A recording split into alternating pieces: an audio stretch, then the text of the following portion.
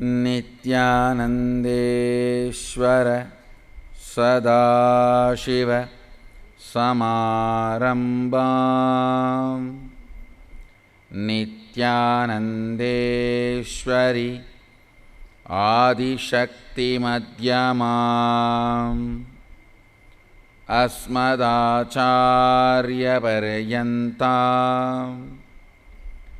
वन्दे गुरुपरम्परा.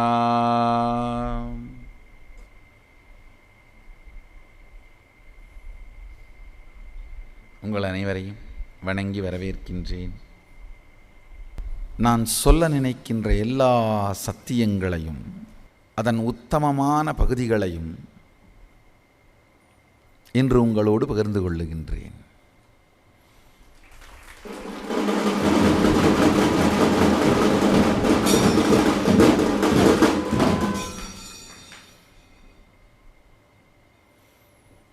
மூன்று வயதிலே பேசத் துவங்கினேன்.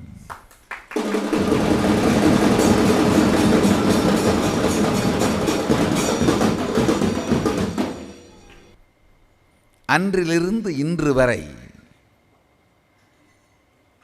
என்னவெல்லாம் பேசி முடித்தேனோ, பேசிக்கொண்டிருக்கின்றேனோ, பேச நினைக்கின்றேனோ, அவைகளின் உத்தமமான பாகத்தை இன்று உங்களோடு பகிர்ந்து கொள்ளுகின்றேன்.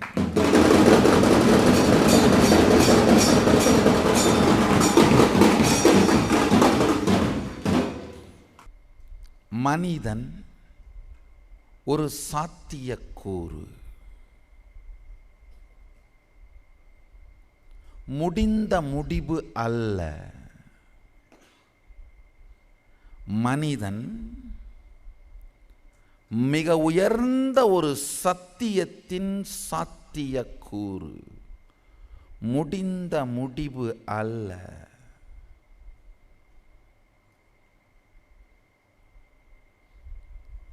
நீங்கள்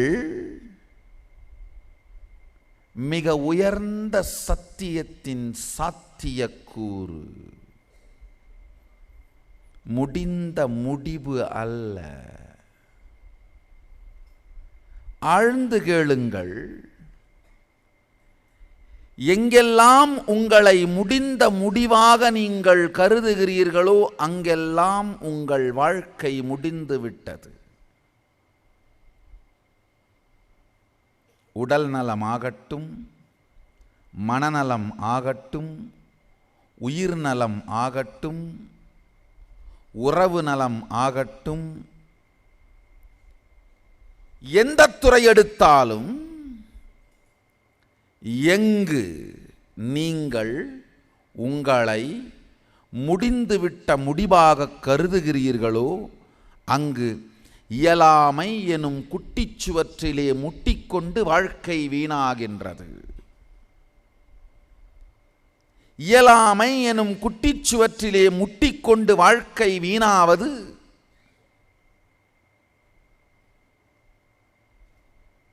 தற்கொலையை விட மோசமான பாவம். ஆழ்ந்து கேளுங்கள்.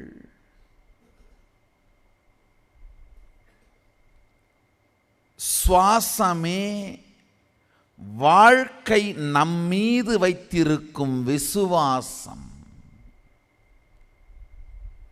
இன்னமும் நம்மால் சுவாசிக்க முடிகிறது என்றாலே வாழ்க்கை, இறைவன், பிரபஞ்சம், சதாசிவம் நம்மீது விசுவாசம் வைத்திருக்கின்றது. பிரபஞ்சம் நம்மீது வைத்திருக்கும் விசுவாசம்தான் நமக்குள் சுவாசமாய் இயங்குகிறது. உள்வரும் வெளிச்செல்லும். ஆழ்ந்து பார்த்தீர்களானால் உள்வரும் வெளிச்செல்லும் என்கின்ற வார்த்தை கூட பொருளற்றது. இயங்கும் சுவாசம். ஏனென்றால் சுவாசத்தின் இருப்பையும் இயக்கத்தையும் கவனித்தீர்களானால் எவ்வாறு அலை இருப்பதும் எழுவதும் இருப்பதும் விழுவதும் கடலுக்குள்ளேயேதானோ? ஆழ்ந்து புரிந்து கொள்ளுங்கள். அலைக்கு கடல் விட்டு தனியிருப்பு இல்லை. கண்ணால் அது தனியிருப்பாய் காணப்பட்டாலும், உன்னால் அது தனியிருப்பாய் நினைக்கப்பட்டாலும், தன்னால் அதற்கு தனியிருப்பு இல்லை. கண்ணால் காண்பதும் நிஜம் அல்ல, காதால் கேட்பதும் நிஜம் அல்ல, தீர விசாரிப்பதும் நிஜம் அல்ல, தீர்ந்த முடிவாய் திளைத்து இருப்பதே நிஜம்.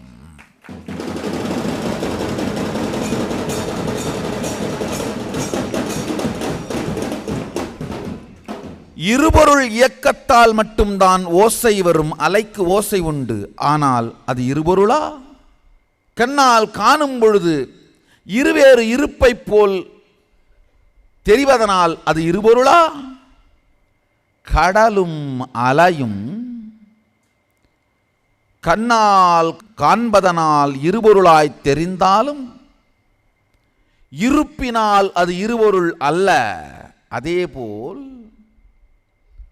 சுவாசமும் உள் செல்லல் வெளிச்செல்லல் என்று இரு இயக்கமாய் நம் வசதிக்காக வேண்டுமானால் முத்திரை குத்தி கொள்ளலாமே தவிர அது இரு இயக்கம் அல்ல, இயக்கம். அவ்வளவே. இரு இயக்கம் அல்ல. சுவாசத்திற்கு உள்ளும் வெளியும் இல்லை. எப்பொழுது நம்முடைய இயக்கம் தடைப்படுத்தப்படுகிறதோ அப்பொழுதுதான் ஒன்றை உள் இன்னொன்றை வெளி என்று நாம் சொல்ல முடியும். இறந்த பிறகும் கூட சுவாசத்தின் இயக்கத்தை உங்கள் உடலுக்குள் எதனாலும் தடை செய்ய முடியாது. ஆழ்ந்து புரிந்து கொள்ளுங்கள். இறந்தவுடன் சுவாசத்தின் இயக்கம் தடைபட்டு விடுகிறது என்று சொல்லப்படுவது மூட நவீனகால மருத்துவத்தின் அறிவியல் மூட நம்பிக்கை. இறந்த பின்பும் உங்களுக்குள் பிராணனின் மற்ற இயக்கங்கள், நம்முடைய இந்து மதத்தின் யோக அறிவியலில்தான் பிராணனின் 10 இயக்கங்களை மிக தெளிவாகவும் 16 கூறுகளை மிக தெளிவாகவும் விளக்கியிருக்கின்றார்கள். துரதிர்ஷ்டவசமாக மேலை நாட்டு நவீன மருத்துவம் உடலை தாண்டி உடலுக்குள் இயங்கும் எதை பற்றியும் ஆழமாக அறியவும் முடியவில்லை. அறிவதற்கான நுட்பங்கள் அவர்களுக்கு கிடைக்கவும் இல்லை. இறந்த உடலை ஆராய்ச்சி செய்து எழுதப்பட்ட நவீனகால மருத்துவத்தினால் இருக்கும் உடலுக்குள் இயங்கும் பிராணன்களை பற்றி தெரிந்து கொள்ள முடியாததனால் இறந்த பின்னும் உடலுக்குள் இருக்கும் பிராணன்களை பற்றி, இயங்கும் பிராணன்களை பற்றி தெரிந்து கொள்ள முடியவில்லை. இறந்த பின்னும் உங்கள் முடி நகம் தொடர்ந்து வளரும்.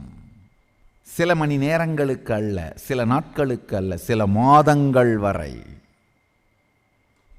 ஏனென்றால் உங்களுக்குள் இருக்கும் பிராணனின் ஓட்டம் இறந்த பிறகும் முடியையும் நகத்தையும் தொடர்ந்து வளர வைக்கும்.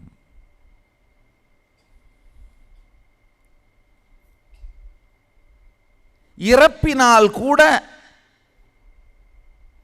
உள் வெளி என்று பிரித்து இயக்கத்தை தடை செய்ய முடியாததனால் உள் செல்லும் வெளிச்செல்லும் என்கின்ற வார்த்தை கூட குறை வார்த்தை.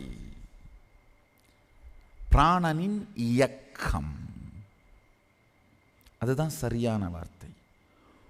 உங்களுக்குள் இயங்கும் பிராணனின் இயக்கமே விதையாக இருக்கின்ற நீங்கள் எல்லா பரிமாணத்திலும் பரிணமித்து பழமாய் பழுப்பீர்கள் என்று பரம்பொருள் உங்கள் மீது வைத்திருக்கும் நம்பிக்கையின் வெளிப்பாடு.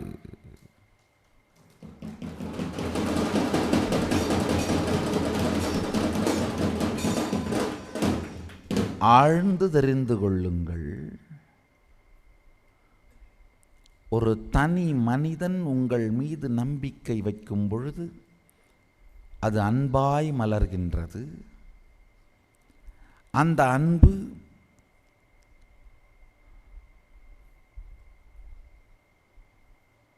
தந்தைக்கும் மகனுக்குமாயிருந்தால் பாசம், இரு நண்பர்களுக்கு இடையிலே இருக்குமானால் நேசம்,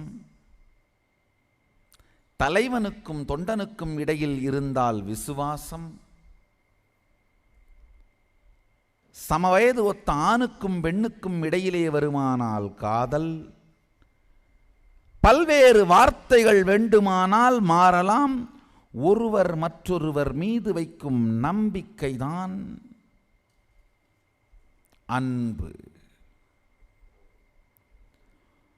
சாதாரண ஒரு மனிதன் உங்கள் மீது வைக்கின்ற, ஒரு நபர் உங்கள் மீது வைக்கின்ற நம்பிக்கை, அந்த அன்பே உங்களுக்கு இவ்வளவு பலத்தை, உயிர்ப்பை கொடுக்குமானால் ஆழ்ந்து புரிந்து கொள்ளுங்கள்.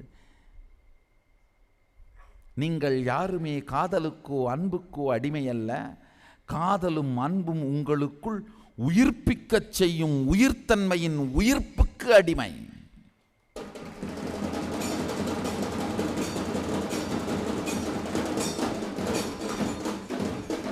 உபனிஷதம் மிக அழகாக விளக்குகின்றது. கணவனோ மனைவியோ ஒருவர் மீது ஒருவர் கணவன் அல்லது மனைவி என்கின்ற காரணத்தினால் ஈர்க்கப்படுவதில்லை. இந்த உயிர் மீது வைக்கின்ற நம்பிக்கை ஒவ்வொரு உயிர்க்குள்ளும் ஒரு உயிர்ப்புத்தன்மையை உயிர்க்கச் செய்து தன்னையே பெருக்கும் சக்தி, தன்னையே பெருக்கும் சக்தி தனக்குள் மலர்வதனால் அந்த சக்திக்கு அடிமையாவதுதான் அன்புக்கு அடிமை, காதலுக்கு அடிமை. அன்பை நோக்கி தேடும் தேடலும் காதலை நோக்கி தேடும் தேடலும் சாதாரண நம்மளவிற்கு மட்டுமே சக்தியுடைய நபரின் அன்பே உங்கள் உயிரை உயிர்ப்பிக்கச் செய்கின்றதென்றால் பிரபஞ்ச பேரருளையே சுவாசமாய், பிரபஞ்ச பெரும் சக்தியே வார்த்தையாய், பிரபஞ்ச பேரழகே வடிவாய், பிரபஞ்ச பெருஞ்சாந்தியே பிம்பமாய், பிரபஞ்ச பேரியக்கமே தீட்சையாய் மலருகின்ற குருவின் அன்பு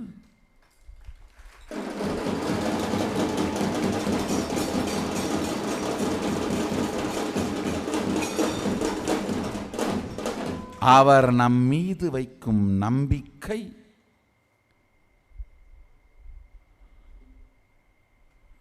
பெற்றுக்கொள்ளக்கூட பெரும்பாக்கியம் செய்திருக்க வேண்டும்.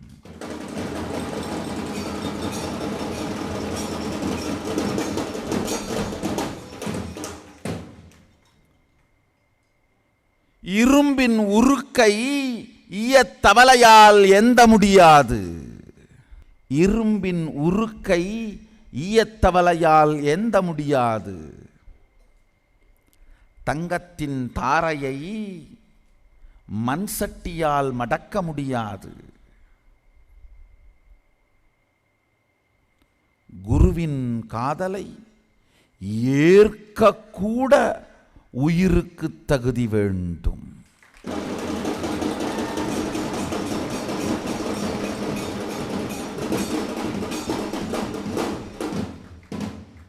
அந்த தகுதிதான்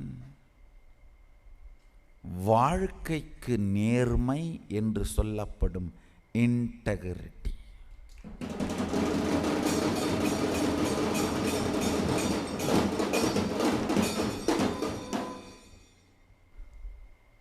ஒரு தங்க காசை எடுத்து பாதரசத்திற்குள் வைத்தீர்களானால் தங்கம் கரைந்து காணாமல் போய்விடும்.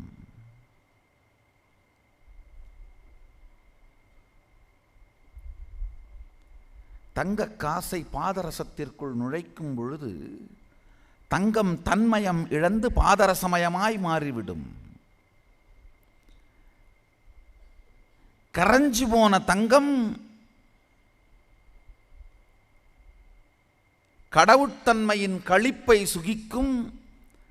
கரையாது கைப்பிடியில் சிக்கிக் கொண்டிருக்கும் தங்கம் ஐயோ ஐயோ கரைகிறேனே, காணாமல் போகிறேனே என்று கதறும். அதே மாதிரித்தான் குருவின் அன்பிற்குள் நம் உருவம் நுழைதல். ஒரு பாகம் தன்னையும் தன்னை பற்றி தான் சுமக்கும் கருத்துக்களும் கரைந்து நித்திய சமாதிக்குள் நிலை பெறத் துவங்கும். இன்னொரு பாகம் ஐயோ ஐயோ என் இருப்பே இல்லாமல் போகிறதே என்று அலறும். அலறும் பாகத்தோடு உங்களை இணைத்து கொண்டால் வாழ்க்கையே அலைக்கழியும். கரையும் பாகத்தோடு உங்களை கரைத்து கொண்டால் வாழ்க்கையே இனிக்கும்.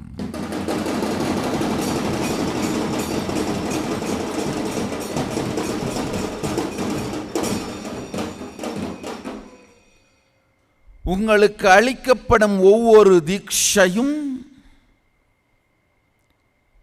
பிரபஞ்ச பெருஞ்சக்தி. குரு உங்கள் மீது வைக்கின்ற நம்பிக்கை, அவர் உங்கள் மீது வைக்கும் விசுவாசம். கடவுளை விசுவாசியுங்கள், காப்பாற்றுவார்.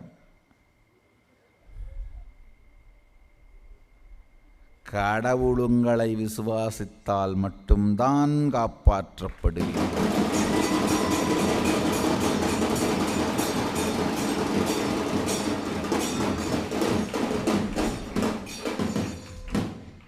நமக்கு யார் என்றே தெரியாத ஒருவரை எப்படி விசுவாசிக்க முடியும்?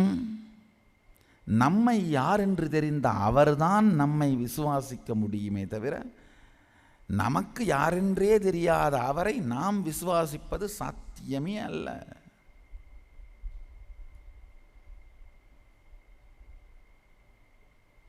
சத்தியத்தின் சாரத்தை சொல்கிறேன், கேட்டுக்கொள்ளுங்கள்.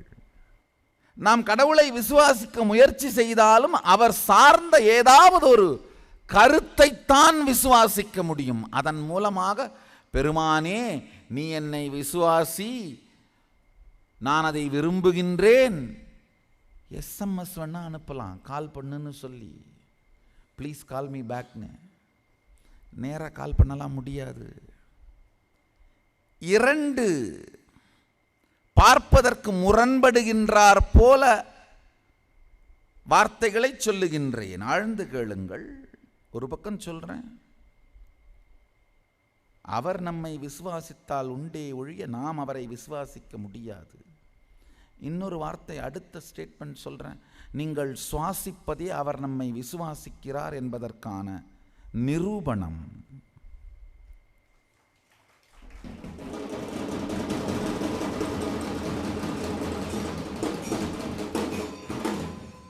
மேம்போக்கா கேட்டா பகுத்தாள்ஸ்க்கு புரியாது. மூளை முழுக்க பன்னிக்கு பூணூல் போடுறதை பற்றியே யோசிச்சுட்டு இருந்தா என்ன புரியும்? ஆழ்ந்து கேளுங்கள்.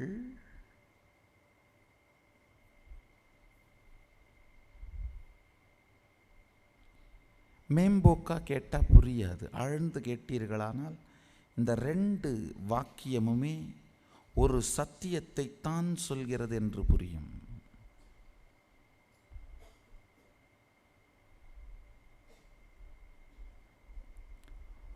உங்களால் விசுவாசிக்கப்படுகின்ற அளவிற்கு அவரை உங்களால் உணர முடியாது.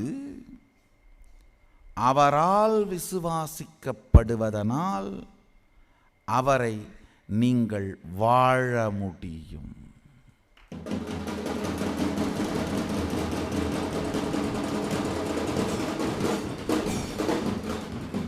உணர்தல்னா என்ன?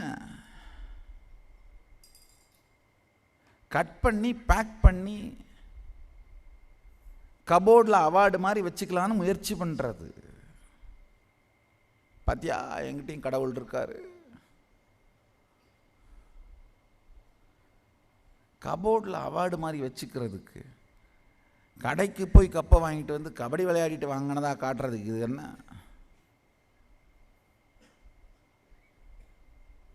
கடங்கார கப்பா?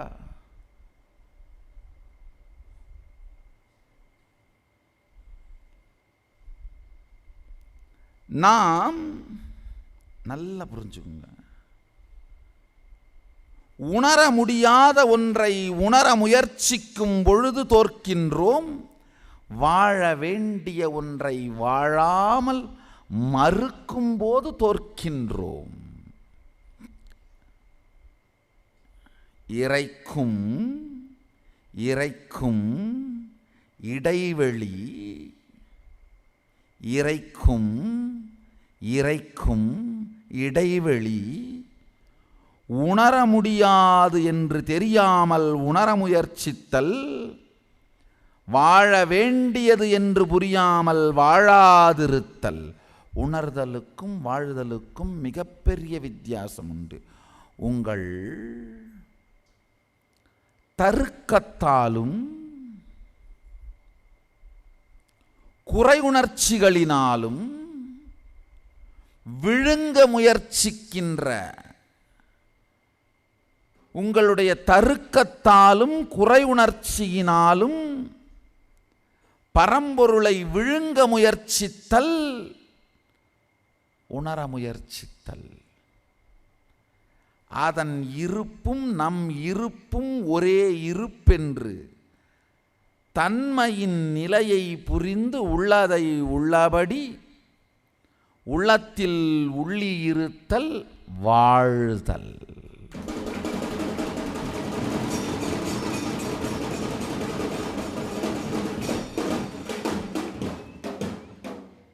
எங்கு நாம் நாம் நாம் நாம் என்று ஏதோ ஒரு பயத்தால் எதையோ பிடித்து கொண்டே நின்று கொண்டும் அமர்ந்து கொண்டும் இருக்கின்றோமோ, கலக்கமே வாழ்க்கையின் அடித்தளமாய் அமைந்து போன மன அமைப்பு. எதிலுமே நிலை கொள்ள இயலாத, கண்டதே காட்சி கொண்டதே கோலம்னு எதை கண்டாலும் பொறுக்கி தின்பது. அதான் எதையும் அதன் எதிர்காலம் நம் எதிர்காலம் இதை சார்ந்து அணுகாது. காட்சிக்கு அழகாயிருந்தால் விஷத்தையும் பொறுக்கி தின்பது. குறை உணர்ச்சியினாலும் குறை தர்க்கத்தாலும் நிறை நிலையை உணர்வது சாத்தியமில்லை. ஆனால் எதை நாம் ஜீரணிக்க முயற்சிக்கின்றோமோ அது நம்மை ஜீரணிக்க அனுமதித்தால் வெற்றி.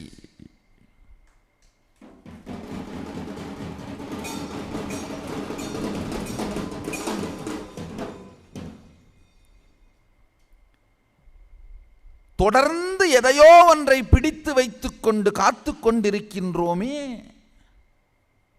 கையை விட்டு அது உள்ளத்தில் உள்ளபடி உள்ளதில் கரைவதற்கு அனுமதித்தால் அதைத்தான் நிர்விகல்ப சமாதின்னு சொல்ற. கரைவதற்கு அனுமதித்தால் வெற்றி. நல்லா புரிஞ்சுக்குங்க.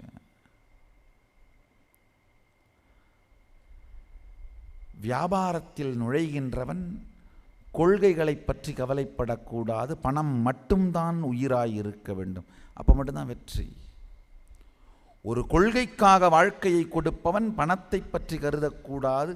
நினைத்தால் கொள்கை காணாமல் போய்விடும், விலைக்கு போய்விடும். ப்ரையாரிட்டிஸ், வாழ்க்கையில் ப்ரையாரிட்டிஸ். ஞானத்தை நோக்கி தேடுபவன் கொள்கையும் சரி பணமும் சரி இரண்டும் இல்லாது உயிர் நோக்கிய தேடுதலையே வாழ்க்கையாய் வைக்க வேண்டும். இல்லைன்னா பணம்னா வசதிகளிலும், கொள்கைனா மூடத்தனமான தர்க்க கருத்துக்களிலும் சிக்கிக்கொள்வார்கள். பல பேர் என்கிட்ட வந்து கேட்கறது உண்டு, சைவம் உயர்ந்ததா, சாக்தம் உயர்ந்ததா, வைணவம் உயர்ந்ததா, வேதாந்தம் உயர்ந்ததா, இந்த மதம் உயர்ந்ததா, அந்த மதம் உயர்ந்ததா? ஆழ்ந்து உள்நோக்கி வாழ்ந்து பார்ப்பதுதான் எம் மதத்தினுடைய சாரமும். எந்த மார்க்கம், எந்த தத்துவம் இந்த சாரத்தை நோக்கி உங்களை செலுத்துகிறதோ அது இறை வழி. மற்றதெல்லாம் வெறுமனே இறை தேடும் வழி. இறை தேடும் வழி அல்ல, இறை தேடும் வழி.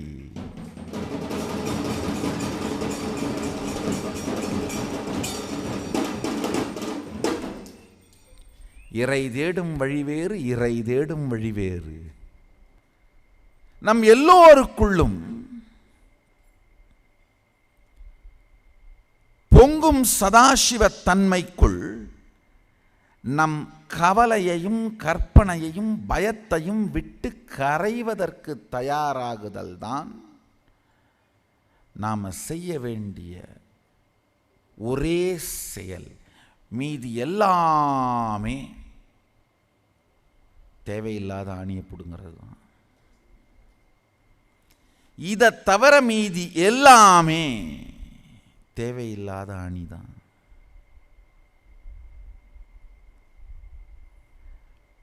இதை தவிர நீங்கள் செய்வது எல்லாமே கனவின் கற்பனைக்குள் நிகழும் விளையாட்டு.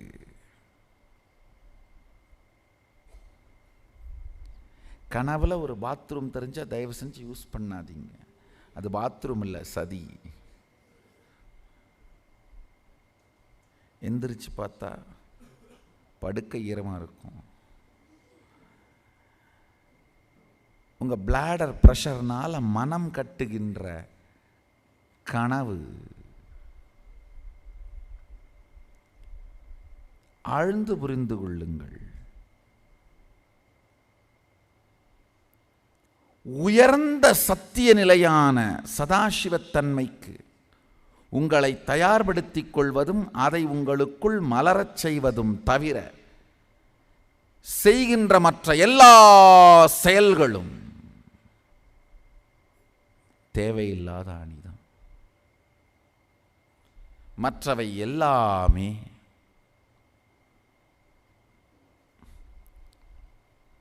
கனவிற்குள் கட்டப்படும் கோட்டைகள்.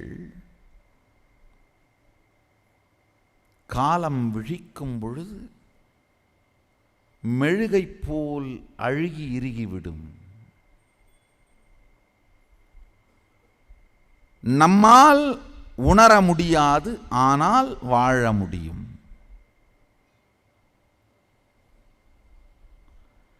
நாம் அதை உண்டுவிட முடியாது, நாம் அதில் கரைந்து விட முடியும்.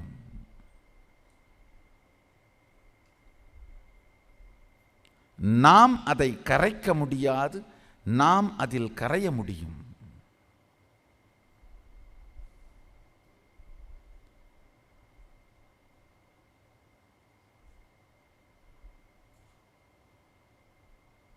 சிவத்தை எண்ணி சிந்தையை சிறப்பாக்க முடியாது, செழிப்பாக்க முடியும். சிறப்பாக்குதல் பதவி பட்டம், சூப்பர்லேட்டிவ்னஸ், கம்பேர் பண்ணுற சூப்பர்லேட்டிவ்னஸ் தான் சிறப்பாக்குதல். செழிப்பாக்குதல்னா உயிர்த்தன்மை, உயிர்த்து மலருதல். செழிப்பு வேறு, சிறப்பு வேறு.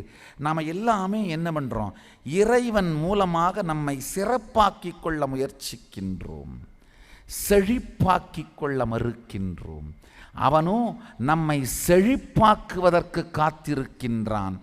நாம் அவனை உபயோகித்து சிறப்பாக்கிக் கொள்ள முயற்சிக்கின்றோம். சிறப்பு வேறு, செழிப்பு வேறு. செழிப்பு உயிர் சார்ந்தது, சிறப்பு சமூகம் சார்ந்தது. ஒப்பீட்டு இருப்பு சார்ந்தது சிறப்பு, உயிர்ப்பின் இருப்பு சார்ந்தது செழிப்பு. ஒருவரோடு ஒப்பிடுவதனாலே வருகின்ற சிறப்பை நோக்கியே செல்வதற்கு இறைவனை உபயோகப்படுத்த முயற்சிப்பது மூடத்தனம். உயிர் நோக்கிய செழிப்பை மலரச் செய்வதற்கு இறைவனை உபயோகிக்க கூட வேண்டியதில்லை. அவரை நோக்கி சென்றாலே செழிப்புத்தன்மை மலரும். சக்தி வெளிப்பாடு செழிப்பு, சிறப்பல்ல. எப்பொழுது சிறப்புன்னு நினைக்கிறீங்களோ அகங்காரம் வந்துவிடும். அகம் காரமாயிருப்பதுதான் அகங்காரம். தன்னை தானே நினைக்கும் பொழுது எரிவதுதான் அகங்காரம். அகம் காரமாயிருத்தல். செழிப்பு இறைத்தன்மையை நோக்கி நாம் இயங்க இயங்க நமக்குள் சக்தி மலர்வதும் வெளிப்படுவதும் செழிப்பு. செழிப்பு வேறு, சிறப்பு வேறு. உணர முயற்சித்தல், சிறப்பாக முயற்சித்தல். கரைந்து கிடத்தல், செழிப்பாய் கிடத்தல்.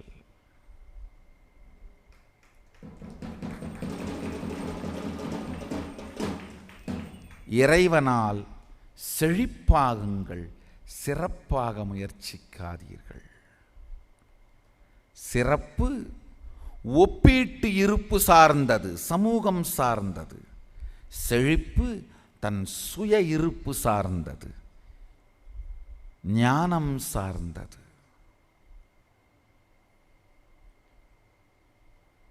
உயிரின் உயிர்ப்பு செழிப்பு.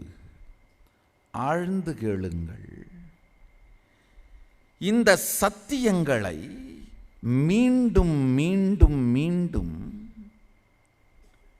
வாழ்க்கையின் முடிவாக நீங்கள் ஐயம் திரிபு அற உணரும் பொழுது, ஐயம்னா சந்தேகம், திரிபுனா மாற்றி புரிந்து கொள்ளுதல், கான்டெக்ஸ்ட் புரியாமல் இருப்பது தான் திரிபு.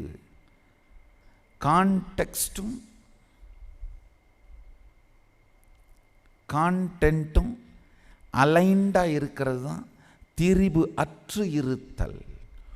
நோக்கும் புரிதலின் போக்கும் நேர்மையோடு இருப்பது தான் ஐயம் திரிபு அருந்த நிலை.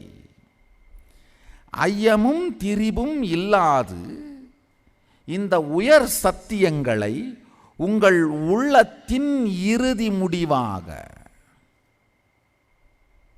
ஆழ்ந்து புரிஞ்சுக்குங்க.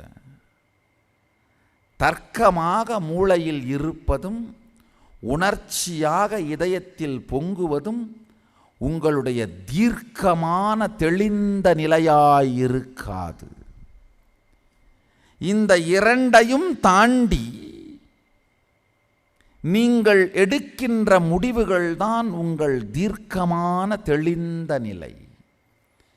பிரபஞ்சத்தின் உண்மைகளை தர்க்கமாய் மட்டுமல்லாது உணர்ச்சியாய் மட்டும் பாராது தீர்க்கமான தெளிந்த நிலையின் பாகமாக மாற்றிக்கொள்வதுதான்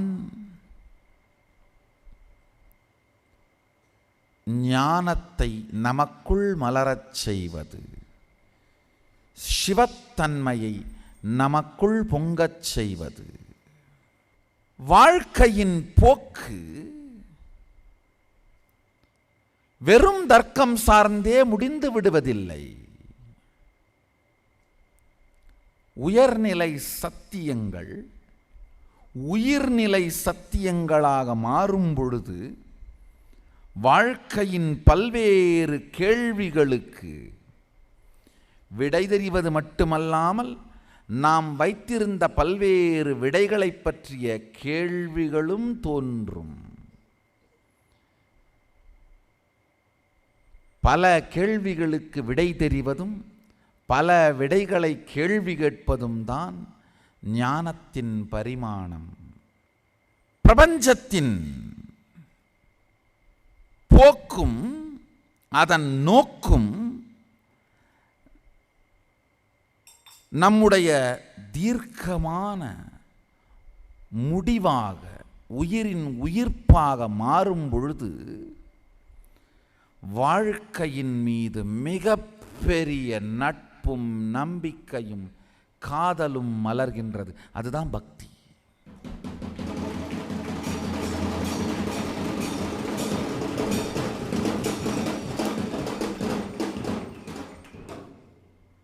வாழ்க்கையின் மீது நம்பிக்கை வராதவன் காட்டுகின்ற பக்தி பார்த்தாலே எனக்கு பயமா இருக்கும். ஐயோ, ரொம்ப நடிக்கிறானே, என்ன பண்ண போறானோ.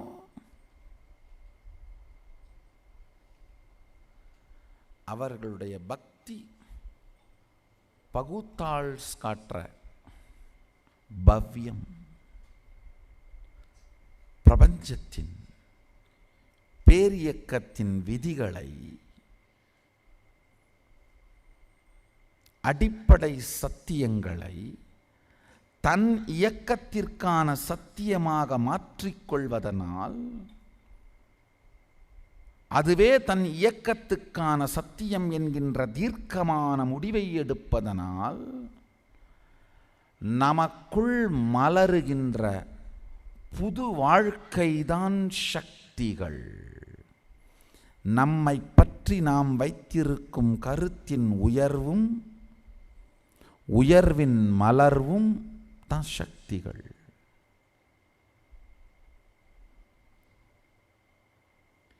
இதை வாழ்க்கை முறையாக வாழ்வதுதான் ஆதீனவாசி வாழ்க்கை. திரும்ப திரும்ப திரும்ப இன்டெகிரிட்டி, ஆத்தென்டிசிட்டி, ரெஸ்பான்சிபிலிட்டி,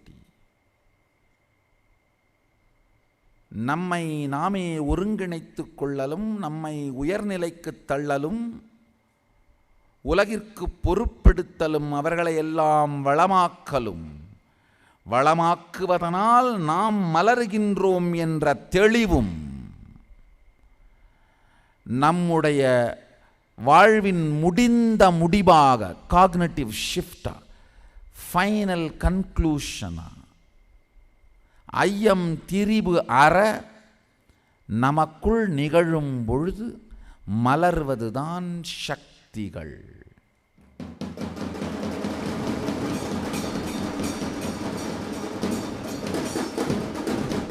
சதாசிவத்தன்மையின் நோக்கும் போக்கும் புரிந்து மலர்வதுதான் சக்திகள். இவைகளை எப்படி மலர்த்துவது? தொடர்ந்து சத்சங்கங்களில் காண்போம். நீங்கள் எல்லோரும் நித்யானந்தத்தில் மலர்ந்து நித்யானந்தத்தில் நிறைந்து நித்யானந்தமாகிட ஆசீர்வதிக்கின்றேன். ஆனந்தமாக இருங்கள்.